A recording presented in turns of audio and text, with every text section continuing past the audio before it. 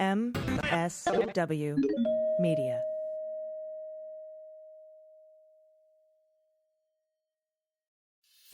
I just want to find 11,780 votes. The Fulton County Grand Jury investigation of Donald Trump. What proves fact A, fact B, and fact C? If we can do that, I'm going to bring an indictment. I'm Bill Rankin. I'm Tamar Hallerman. Join us for Season 9 of Breakdown from the Atlanta Journal-Constitution. Listen now, and please follow us on Apple, Spotify, or wherever you get your podcasts. Thanks to Lomi for supporting the Daily Beans. Start making a positive impact on the environment with the Lomi Home Composter. Get $50 off when you go to lomi.com/dailybeans and use code dailybeans. News with swearing. Daily Beans, Daily Beans. Daily Beans, Daily Beans. Hello and welcome to the Daily Beans for Tuesday, November 15th, 2022. Today, Donald wanted his political enemies to be audited by the IRS. The Supreme Court says the January 6th committee can get Kelly Ward's phone records with two notable dissents. An oversight report reveals Donald violated the Emoluments Clause of the Constitution. Trump tries to claim that stealing documents makes them personal records. And a suspect is in custody in the UVA shooting. I'm Allison Gill. And I'm Dana Goldberg. Hi, Dana. Welcome back. Thank you very much. How are you, my friend? I'm good. I missed you yesterday, but it's good to see your shining face on this wonderful Tuesday where, well, first of all, as we record this Monday evening, we have yet to get the giant dump of votes from Maricopa County. But I am going to go out on a limb. I'm going to go out on a limb and say by the time people listen to this podcast, that Katie Hobbs will be declared the governor of Arizona. I'm going to agree with you and just Godspeed. Let's do this. Yes, please. Because as much as I would like to see Cicely Tyson play Carrie Lake for the next 4 years, oh my I God, really don't so want good. to. She was so perfect. It's either her or Sharon Stone in the movie. I mean, Sharon Stone would always make a really good one. Yes, absolutely. You're totally right. Thank you for that. Today, a little bit later on in the show, I'm going to be talking with Steve Pearson, my buddy over at the How We Win podcast. We're going to do a victory lap for what we did when all of you all helped us raise $230,000 for Democrats who needed it the most. And we're going to talk about the impact of that fundraising. And let's see, what else? I mean, I guess that's it. We just have a bunch of news to get to. So why don't we do that? Why don't we hit the hot notes?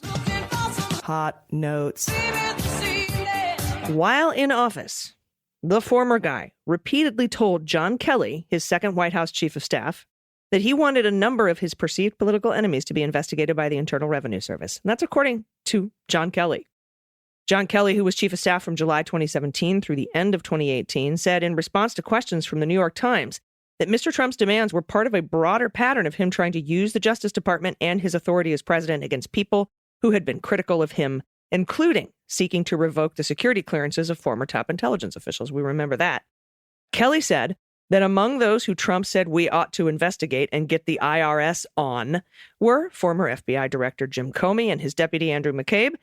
His account of Mr. Trump's desires to use the IRS against his foes comes after the revelation by the Times this past summer, you remember this story, that Comey and McCabe had both been selected for rare and highly intrusive audits by tax agencies in the years after Kelly left the White House. Trump has said he knows nothing about the audits. The IRS has asked its inspector general to investigate, and officials have insisted the two men were selected randomly.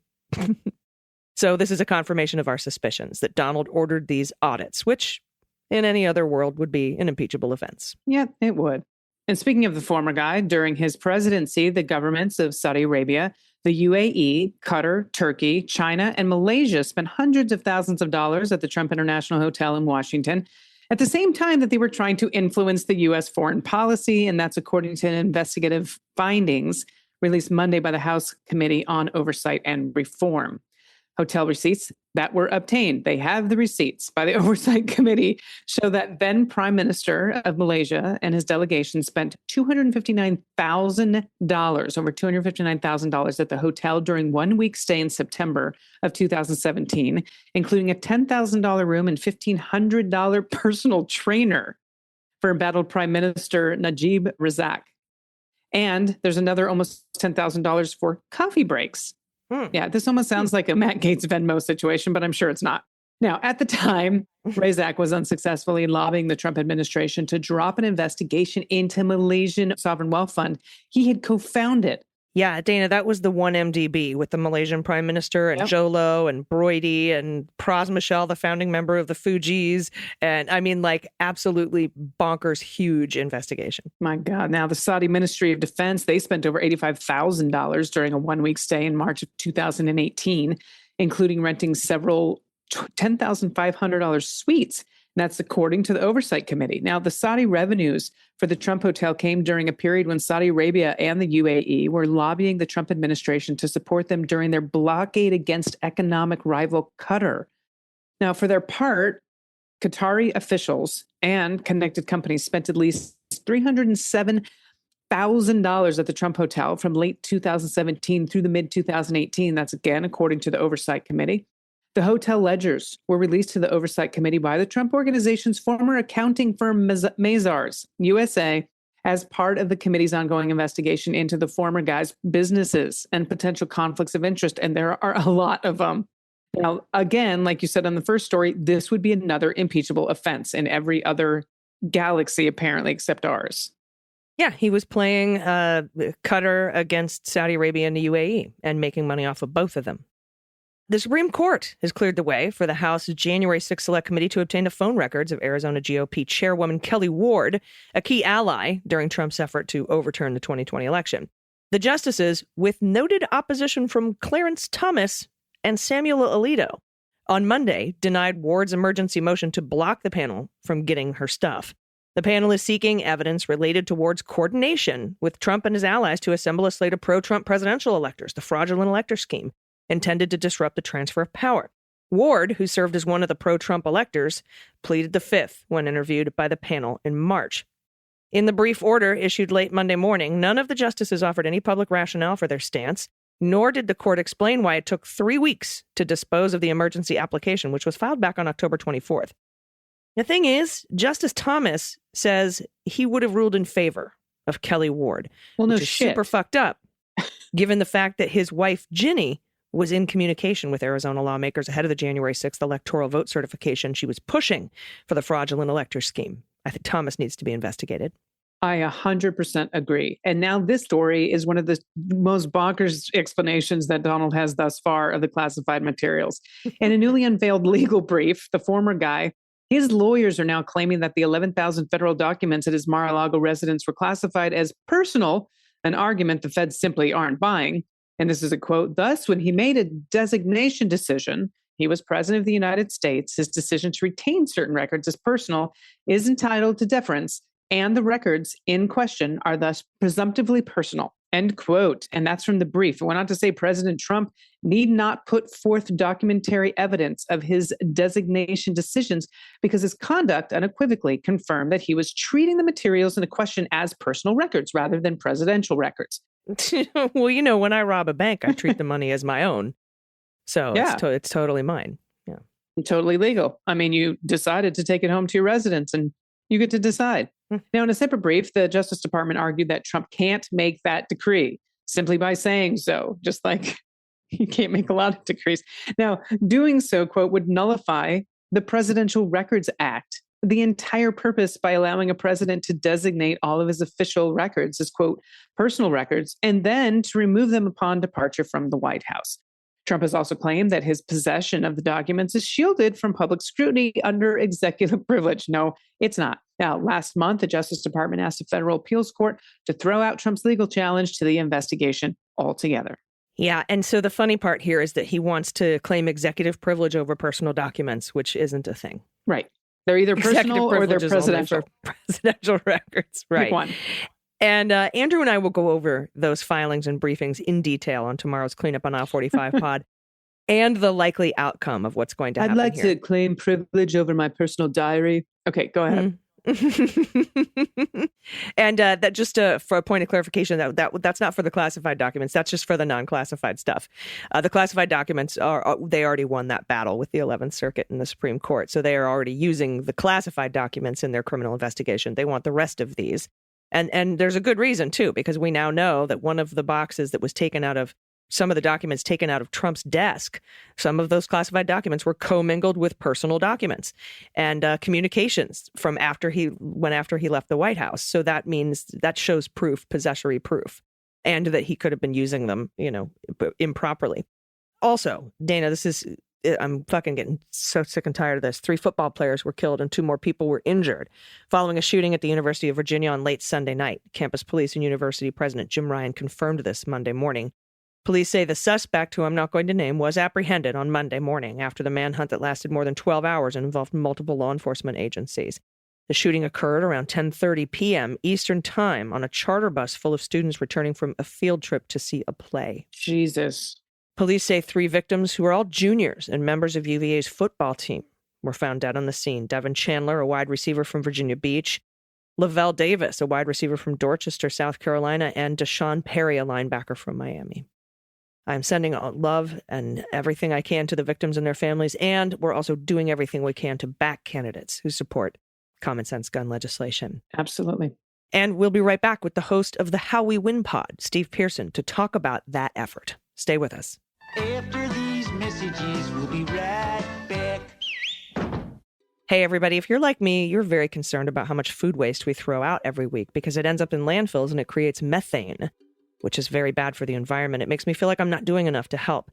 But now there's an easy solution. It's called Lomi. I am in love with my Lomi. It's a countertop, electric composter, odor-free, mess-free, and it keeps your food waste out of landfills. It fits into any size kitchen, big or small, and it makes your food waste disappear in less than 4 hours. My Lomi allows me to turn food scraps into dirt with just the push of a button. It doesn't create any smell, and when it runs, it's pretty quiet. And now I throw out way less garbage, which isn't going into landfills and producing that methane. Instead, I'm turning my waste into nutrient-rich dirt that I can feed my plants. Ever since I learned that food waste makes up a huge portion of our personal carbon footprint, I've been looking for ways to reduce the amount of food I send to the landfill. And now that I have Lomi, I am helping do my part. If you want to start making a positive environmental impact or just make cleanup after dinner much easier, Lomi is perfect for you. Head to Lomi.com/dailybeans and use promo code dailybeans, all one word, at checkout to get $50 off your Lomi. That's $50 off when you head to Lomi, LOMI.com/dailybeans and use promo code dailybeans at checkout. Food waste is gross. Lomi is your solution. With the holidays just around the corner, Lomi will make the perfect gift for someone on your shopping list. Hey, everybody, welcome back. I am proud and honored to be joined today by my friend, the host of the How We Win podcast.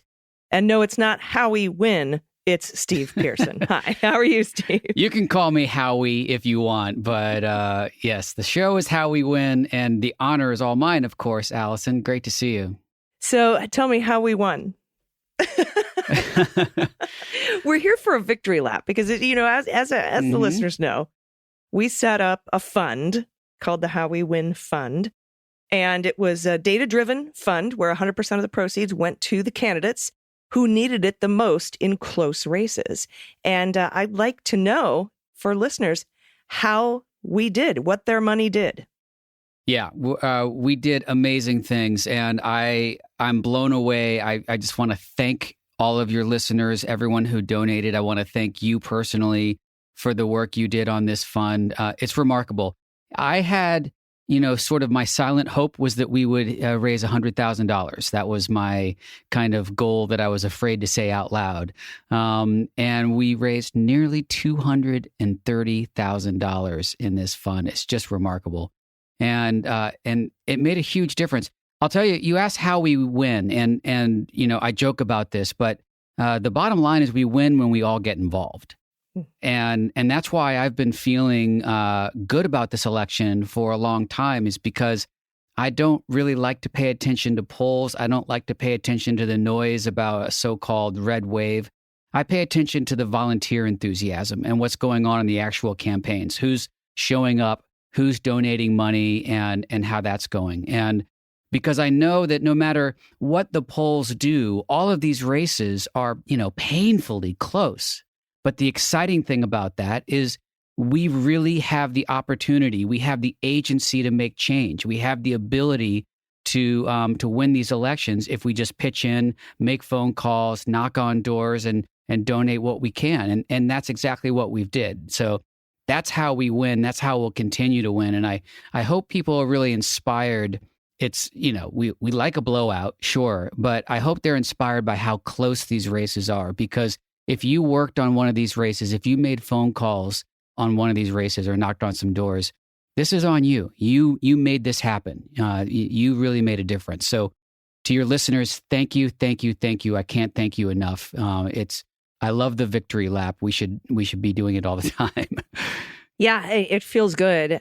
And we should feel good because we have voted for democracy in the last 3 elections. And I know that, Trump did technically win the Electoral College in 2016, but, we still beat him by almost 3 million votes. And I think the voters have spoken loud and clear. And, I predicted that we would pick up a couple of House seats, pick up a few Senate seats. I'm a little off on my prediction so far. The House is still in contention. Yeah. The window, I think, is getting narrower for Dems to hold the House, but that it's even close is super impressive and is a win in my book. And not only that, but we flipped state houses. We picked up some governorships. This is the best first party midterm election in decades and decades. And it all has to do with the people who got involved. And, my projection that we would hold the House and the Senate was based on sort of that anecdotal case study type of situation where, where you're taking the temperature of the people on the ground, right, and all the work that people did. And I personally am headed up to Riverside in a couple of days to help cure ballots for the California 41 race. Mm-hmm. And I encourage everyone, if you're near a place where they need ballots cured and they need canvassers to help with that can help. And every vote counts and every vote matters. And I think we've proven that time and again. So let's talk a little bit about which races the How We Win Fund helped win, because we have an actual we have a really good record here. Yeah. If I may, I do want to just double down on what you just said a little bit too, because we have been woefully behind. We really dropped the ball as Democrats on state houses over the last few decades, really. And this election, as you said, was huge for that too. We really looked at everything we could do and looked locally too, and what we did in Pennsylvania and in Michigan, and pushing back Maryland, pushing Minnesota. back against the supermajority in Wisconsin. It's really amazing. The governor races, the gubernatorial races, Secretary of State races. If we now have secured the Secretary of State in all the swing states to non-election deniers, to reasonable people, and that is also huge. And Crucial. With the state houses, the Supreme Court is hearing a case called Moore v. Harper, which could throw the decision to put forth electors to state legislatures, and that we were able to secure so many state legislatures, or at least flip one house in many cases, means that opportunity will not be presenting itself probably as often as it would have had we lost those state houses. So this was a win for democracy. The Democrats may not retain control of the House, but democracy wins. For sure. And we still have a really good, still solid path to taking the House. Although, I've been saying all along it would come down to 1 or 2 seats. And that's exactly what it's going to come down to. You mentioned ballot curing, really important. These campaigns need volunteers in Arizona and Colorado specifically right now. There's some crucial races that are very, very tight. Some of them are on our How We Win Fund, and you've been supporting them. And those, I believe we have 3 days to ballot cure there. I'm not sure if this is coming out tomorrow or whatever, but yeah, there's a ton of them in the Boebert election, which she was losing up until a point, and then went ahead a little bit. I think she's up by like 2,000 votes now. But there's a ton of ballots to be cured there in the 3rd district in Colorado, and we definitely need volunteers. So if you're up there and you're listening, find out. I think mobilize.us has information, and yep. You can just Google it and find it. And we need to get out there, get every vote counted. And then California's pivotal, as we know, and it's painfully slow for us to count votes here in California. We have till the 28th on that, so there's a little bit more time, but don't delay for that. We do need to make sure every vote is counted. And so you mentioned our fund, your initial question, and I wanted to digress. I wanted to do one more little victory lap, but what was so great about the fund is that it spread out the money to the candidates that were, needing it the most. So a lot of different candidates kind of came in and out of our fund depending on where the greatest strategic need was. I really was proud to be working with Swing Left on this because their political targeting is excellent, and they put together really great funds like this. And it did really well. I kind of want to do a full, once the results are all in, there's still some pending races, but I believe we won about 70% of the races that we were playing in, the sandbox we were playing in. So it's amazing. And again, I just want to say thank you to all your listeners. I mean, you should feel really, really good about what you've done in this election. The other thing that I want to mention as I'm thanking people is I want to thank young voters too, because definitely. we have on our show, as you know, we always every week talk about what brings us hope. And most of the guests, when we ask them the question, says the young people, and almost where it's a cliche, but it's really true.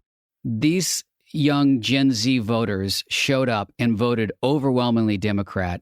And I am so grateful to them. I'm also grateful to all of us, let's just say not Gen Z voters, slightly older voters who supported them. Because what would have happened to those voters, those young voters voting for their very first time, if we had fallen short here, if we hadn't been able to support them and win? Would they show up? Would they be despondent? Would they, feel disenfranchised from this whole process? But now we have such a fierce, progressive, diverse, young coalition that is terrifying the Republicans so much that they're considering trying to raise the voting age to 21. And it's because they're dying off. We're getting stronger and younger and more diverse and looking like the country that we live in and that we love. And I just have so much hope because of those young voters. So, yeah. And I remember when, and I always tell this story, I know the listeners are probably sick of it, but when right after the 2016 election, when everyone was just totally despondent and disillusioned, and Obama went on a podcast and they asked him, "You're the hope guy. Give us some hope." Right. And he talked about the young people. He talked about kids who in the next 4 to 8 years would be becoming voting age, would be turning 18. And he said that the youth of this nation will wash across the country like a wave of hope and change. And that is where he found hope. And that is where a lot of us found hope. And I think that's why a lot of your listeners, when you asked what gives them hope, answered in the same way. And I want to encourage, more young voters that will be coming of age in the next 2 or 4 years. And also to understand that one election doesn't make. Right. It is a lifelong sport. and you got to stay in the game. And I hope that no one gets frustrated with the slow pace of incremental change in this country. We need to see big monumental change, but it's not coming in the next 2 years. We have too close. The margins are too close. And I just don't want people to get discouraged by that and to understand that it's the next, 2, 3, 4 elections before you can start seeing the majorities that I believe we will get to expand the Supreme Court and to pass the Equal Rights Amendment and all of that stuff. It's gonna take time. I just want everybody, and I apologize. Us old folks set the government up that way, going back to the founding fathers. It was set up that way to protect a lot of the institutions and democracy. And, I think that a lot of the autocrats and dictators around the world, and the thing that makes fascism and autocracy so attractive is that you get quick results. They're just not good ones. Yeah, great point. And we have to sort of push back at the idea, which is what President Biden has been doing and our Democratic leaders have been doing, that democracy can work. It is slow going, a lot like justice, right? Mm-hmm. And so I hope that there's not any discouragement in that arena, but I don't see it. I think that I don't see it either. Gen Z is resilient. I mean, they've been through so much. You think about this generation of kids and how they've grown up. I mean, they've grown up with the existential threat of climate change. It's such a visceral issue for them that they've really been living in the middle of. They've grown up knowing somebody or been involved in a school shooting or in active shooter drills in their schools their whole lives. Then they went to school during a global pandemic and had to deal with all of that. And they've walked through all of that. They've never known a time in their lives when there hasn't been war in the Middle East and the conflicts that we have. And just as they're coming of age, they lose their ability to choose and have their bodily autonomy and potentially who they want to love. And that's right. Access to contraception and just privacy in general. Yeah, exactly. They've been through a lot already in their lives, and they've proven themselves to be resilient and to step up. And I don't think that this is a group of kids that is going to get discouraged and back down. Not like my Gen X generation. Sorry. Right. I think now that they know what they can do and the impact that they can have, it's like seeing results from a weight loss program. You know, you get really excited about it and you want to keep going. So yeah, I agree with you. One of the most, if not the most resilient generations in recent memory, honestly. Yeah. So any particular race you're very proud of that we were able to capture? I know Fetterman. I know our How We Win Fund gave to Fetterman, and that for me, when they called Fetterman, that's when the tears started coming. Like, we're going to do this. We're actually going to do this. That was a huge call, because I thought we would hold on to the Senate. I really did. I felt like we would pick up a seat, maybe 2. I was hoping for 2. But when the Fetterman call came in, I got choked up.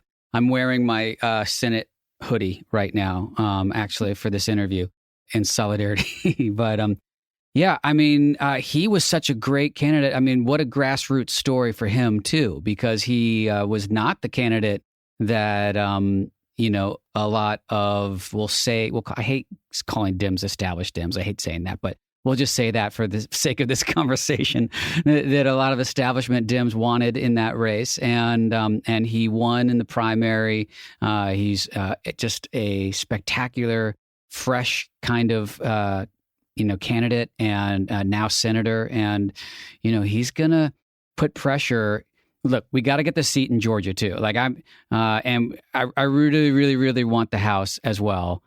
I'm not one of those that likes to celebrate because I want it all. I'm very greedy that way. But if we have that extra seat, if we can all come together, like I know that we will, and I know all your listeners will in Georgia, and we're going to really be able to put a lot of pressure on both Sinema and Manchin. I know we won't have those 2 extra seats, but there are things in the Build Back Better agenda that Manchin didn't like, that Sinema was okay with. There were things that Sinema didn't like that Manchin was okay with, and having and they can't form an alliance now to get shit done if we get that 51st seat. And it's also very important that we wouldn't have to grovel with kowtow to Mitch McConnell to put a power sharing agreement together like we had to do in 2020 with a 50-50 Senate, which means we also have now majority in the operational Senate committees, which means we could still continue to investigate January 6th in the Senate.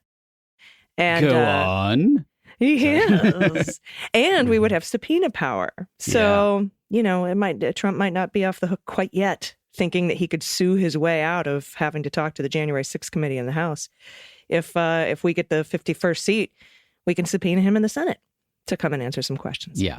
I mean, look, there's a million reasons to work hard on that. And it will be blue in 2024, because the 2024 Senate map is not as friendly as the 2022 Senate map for Democrats. So we need that blue seat. Very much so. And also, just not letting Herschel Walker go to the Senate should be reason enough. I mean, it's insane that many people voted for this guy, but and not to gloss over the fact that Senator Raphael Warnock is an incredibly important voice and an incredibly wonderful senator and lawmaker. So, I mean, that's the baseline. That's a given, right? All these extra things I'm talking about are on top of that and how much we need him in the Senate. Oh, my God. They could not be more different. It's baffling that Herschel Walker is a Senate candidate to me still. I just, that many people voted for him. And as you said, Senator Warnock is not just like a senator. He's really one of the stars of our party. He is a spectacular human and an effective senator and legislator and an amazing speaker, as you all know. And you've got, I don't know, I'll keep it clean, keep it nice, but you've got the other guy. Yeah. I mean, the Republicans, you're going to see a lot more of this. They're going to find token candidates like they tried with Caitlyn Jenner. For example, Herschel Walker, who has some name recognition, and people who don't watch the debates and aren't really informed will just go, oh, I like that guy when he played football, and tick his name. And they'll do this so that they can say, see, we're not racist. See, we're not transphobic. See, we're not this. See, we have women. We have transgender people. We have black people. We're not the Nazis that you think we are, even though our stage at CPAC was shaped like a giant Nazi symbol. But that is what we're going to see, a lot more of that. That was just a coincidence. I know. Yeah. Totally. Kawinky dink. Just a kawinky dink.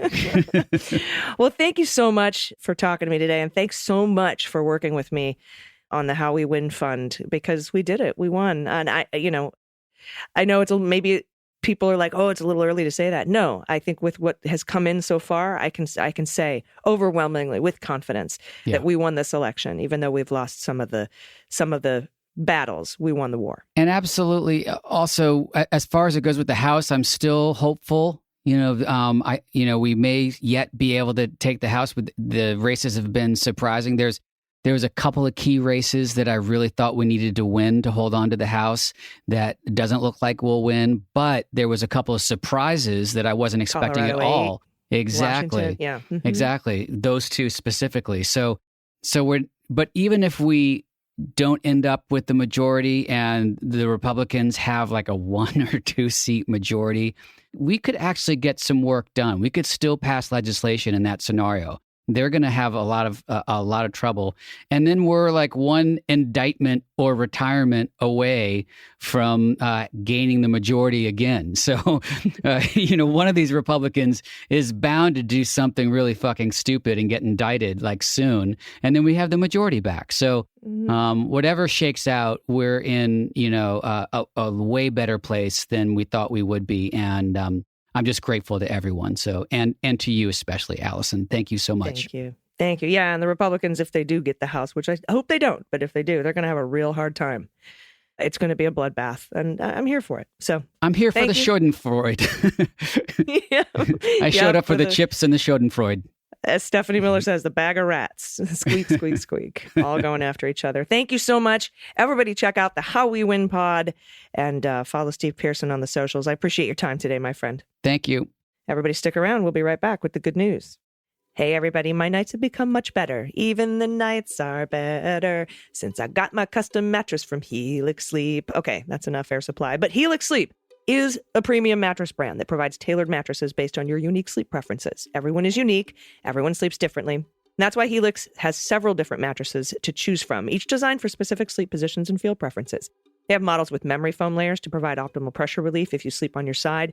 They have models with more responsive foam to cradle your body for essential support in stomach and back sleeping positions. And if your spine needs some extra TLC like mine does, they got you. Every Helix mattress has a hybrid design, combining individually wrapped steel coils in the base with premium foam layers on top. It is the perfect combination of comfort and support. I took the online Helix Sleep quiz at helixsleep.com/dailybeans, and I was matched with the Helix Midnight because I am a side sleeper and I like a medium firm bed. Not only is it the best mattress I've ever slept on, but the setup was fast and easy. Helix mattresses are delivered in a box and straight to your door for free. And right now, Helix is offering up to $200 off all mattress orders plus 2 free pillows for listeners. Go to helixsleep.com/dailybeans. That's Helix Sleep, HELIXSLEEP.com/dailybeans. With Helix, better sleep starts now. Everybody, welcome back. It's time for the good news. Who likes good news? Everyone? Then good news, everyone.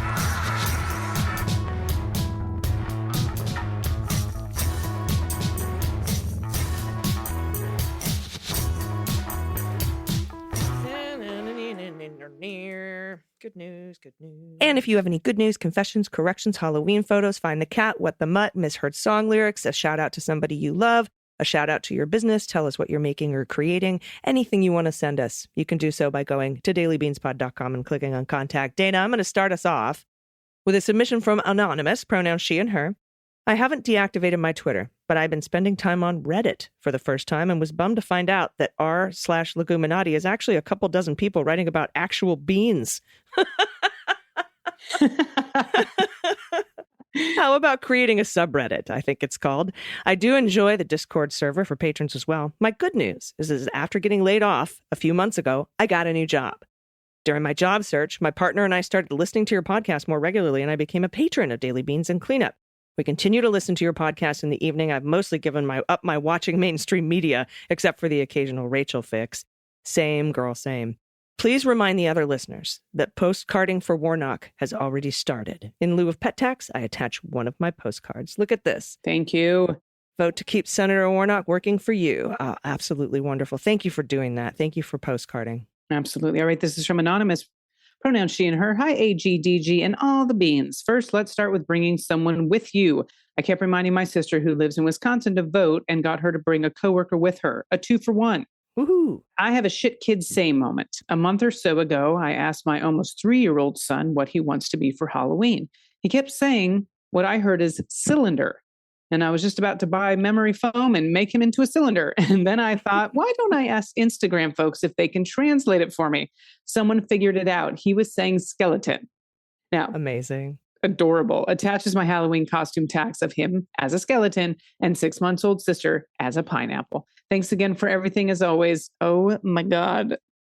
He's so cute. And look at this pineapple. Wait. Yeah, I was going to say the baby photo for you, Dana. Look at the pineapple. Oh my goodness.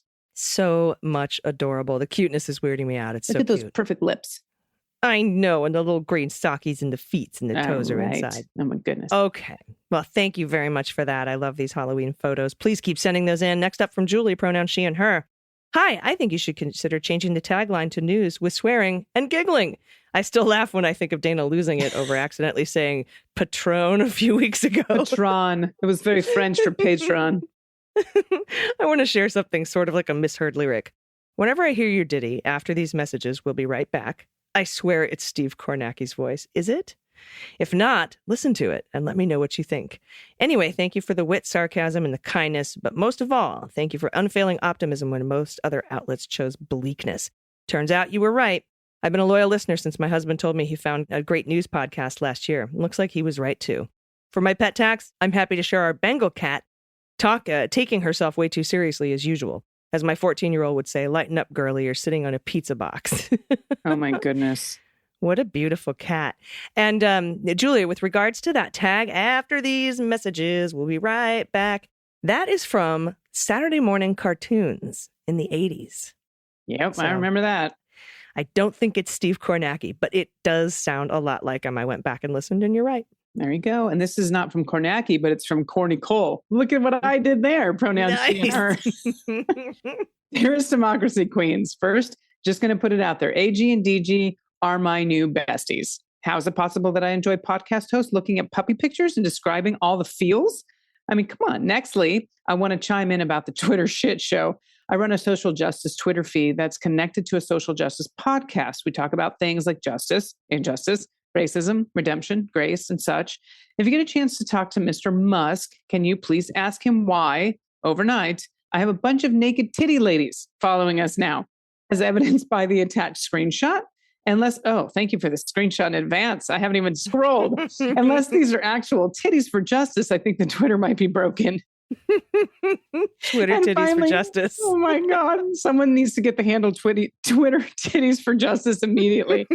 And finally, most importantly, I have 2 pooches, Bitsy Boo McGrew Cole and Agnes of God Cole. Okay.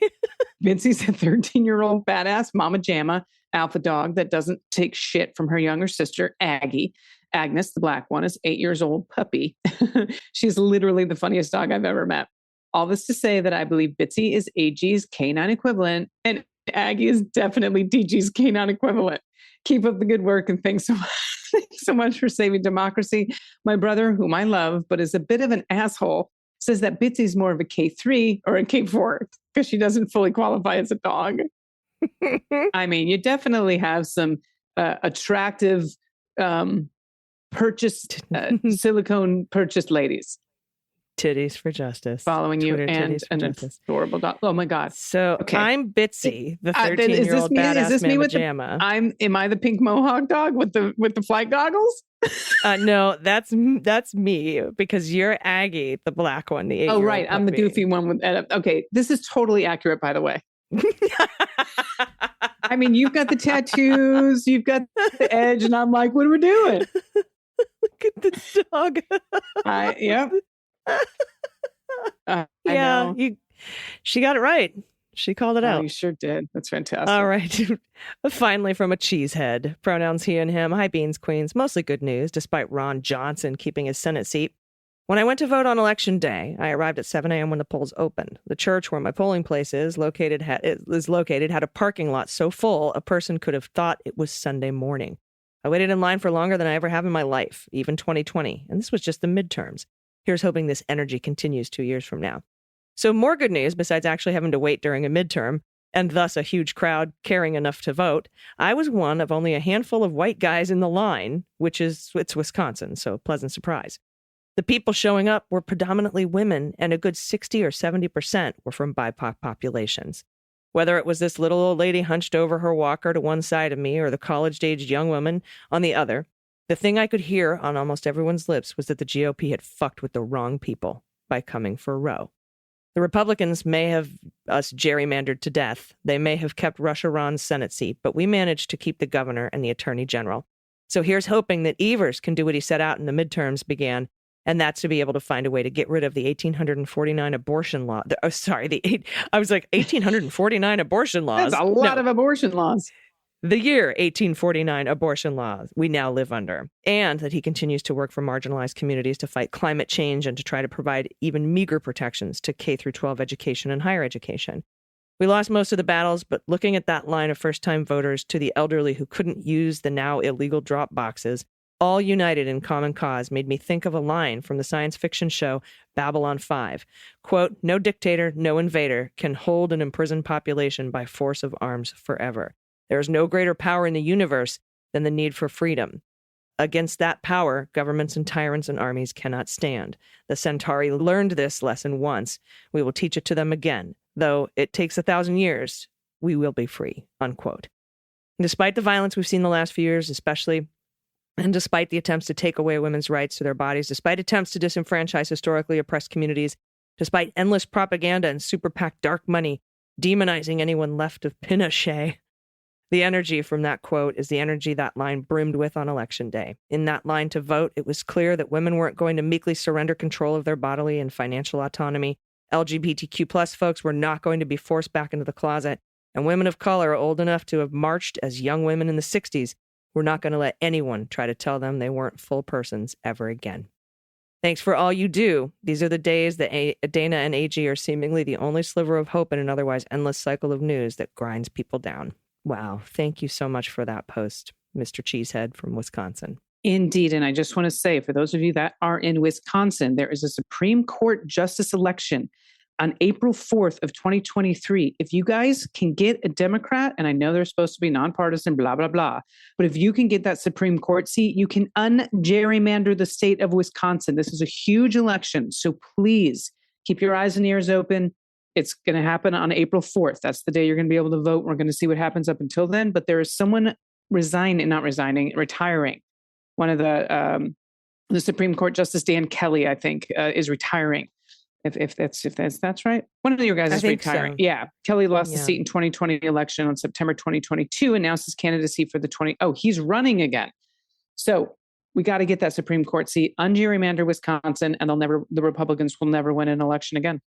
Yeah. And so that one election can change all future elections. So yep. Unbelievable. Get out and vote. And I know Cheesehead's going to do everything he can. Dana, this has been a great show, and I'm still looking to see if there's any update on the Maricopa County, but it's not coming, probably not for another hour and a half, but I do have really good vibes, and I think that we're going to know by the time this episode is released that Katie Hobbs is going to be the governor of Arizona. So before we get out of here, do you have any final thoughts? Just a quick note. I was in Chicago on Saturday when we got the Senate, and I got to announce it from the stage. But we also raised about $22,000 that night. That's going to go down to Warnock to help with the runoff. And I've got another gala in Boston on Saturday. We're going to be doing the same thing. So the Human Rights Campaign is going to send a bunch of money to get boots on the ground, knocking on doors, get commercials up so people know when and where to vote. Because this seat in Georgia, if you're listening and you know this is a 6-year seat. that means that seat will be safe until the next, not this coming presidential election, the next one, which means we have a better chance of keeping the Senate majority if we can get Warnock elected now. Just remember that. Yep. And 51 Senate seats, as listeners know, and I've been saying this all weekend as loud as I can, means we don't have to dick with Mitch McConnell for a couple months to come up with a power sharing agreement in the committees. It means we will have the power, full power in the committees, including the subpoena power. So even though Trump is suing to not have to, testify to the January 6th committee, the Senate with Warnock could subpoena him. So let's do it. Let's make sure it happens. There's some good stuff. Good stuff. Thanks, AG, for the final thoughts on your end. Yes, and everybody, I'll be back tomorrow. Dana, you're going to be out until Friday, but please travel safe, and I hope you have a wonderful time traveling. And everybody, I'll be back tomorrow. Until then, please take care of yourselves, take care of each other, take care of the planet, take care of your mental health. Vote blue over Q. Take everyone you know with you. I've been AG. And I've been DG. And them's the beans. The Daily Beans is written and executive produced by Allison Gill, with additional research and reporting by Dana Goldberg and Amy Carrero. Sound design and editing is by Desiree McFarlane, with art and web design by Joelle Reeder with Moxie Design Studios. Music for The Daily Beans is written and performed by They Might Be Giants, and the show is a proud member of the MSW Media Network, a collection of creator-owned podcasts dedicated to news, politics, and justice. For more information, please visit mswmedia.com. MSW Media.